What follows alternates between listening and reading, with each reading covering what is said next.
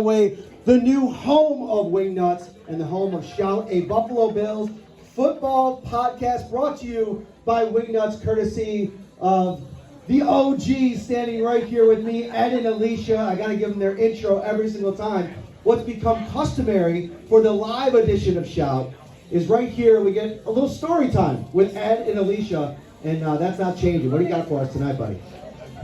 Well, first of all, I'd like to say thank you to AJ and Chris and all of our staff and all of the WingNutz customers. Thank you very, very much. You guys are awesome. So I'd like to take today's story and tell you about how people come into WingNutz from all over the world.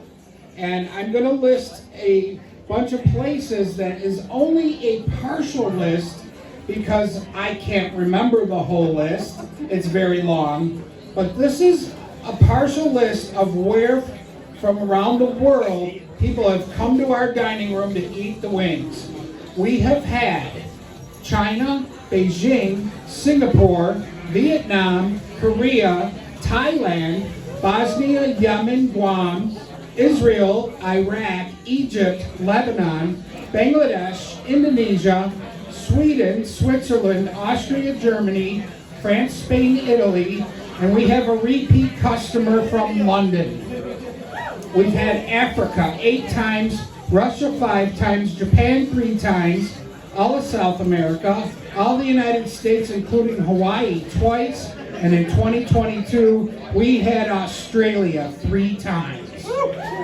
So again, thank you so much. Go ahead. Just like to let you know, come on in, sign the book. Thanks, guys. Thank you, Matt. Ed and Alicia, give it up for them. Without them, we wouldn't have best chicken wings in Buffalo, my friend. Thank you so much. Thank you so much. Best in the world. Best in the world. Well, it really only matters in Buffalo. So that's why I got to say it from Buffalo. All right, so this is the Buffalo Bills football podcast shout brought to you by WingNutz here. And this is our first episode here at the new home of WingNutz, Millersport, right across from the Marriott, right across the street from the University of Buffalo. Ryan, we've been waiting for this show for months and months and months. And listen, I gave you the instruction before we started. I said, everybody leave, you got to move up a little bit. You're standing all the way back there.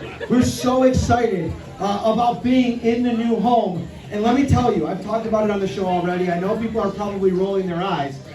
But man, the food selection here, AJ, get up here. The food selection in this place is unbelievable. We're going to have Stan on a little bit later in the show. But this menu is out of control. The pizzas, the roast beef, the chicken sandwich, which, oh, by the way, I just ordered. It's off the hook. Man, you just absolutely crushed it.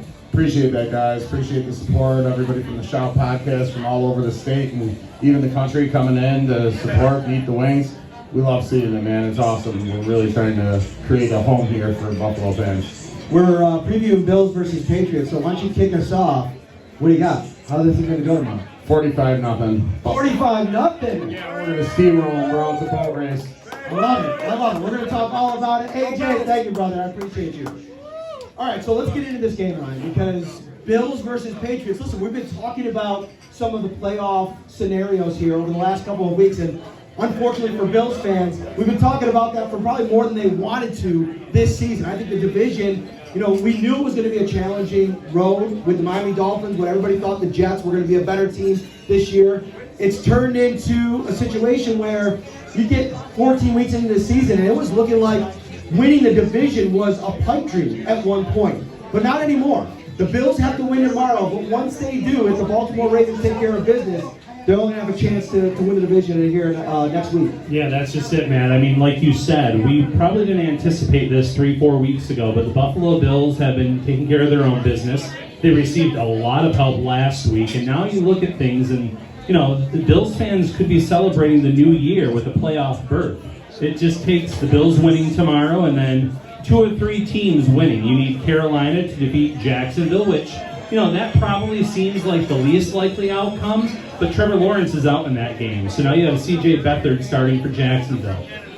even if that game doesn't go Buffalo's way, you look at the Kansas City Chiefs and the Cincinnati Bengals. I think that you like the Chiefs in that matchup. And you have the Seattle Seahawks that are holding on to a playoff spot in the NFC, and they're going to be taking on the Pittsburgh Steelers. If they can defeat Pittsburgh, Buffalo clinches a playoff spot tomorrow. It's really amazing to think about the idea that this could be the last time that Bill Belichick walks into Highmark Stadium to coach against the Buffalo Bills. Somebody that over the course of his career has obviously dominated this matchup, but towards the twilight of his career, without Tom Brady, it's been a completely different story. I think it's only 4 wins since Tom Brady left, maybe 5 including this season.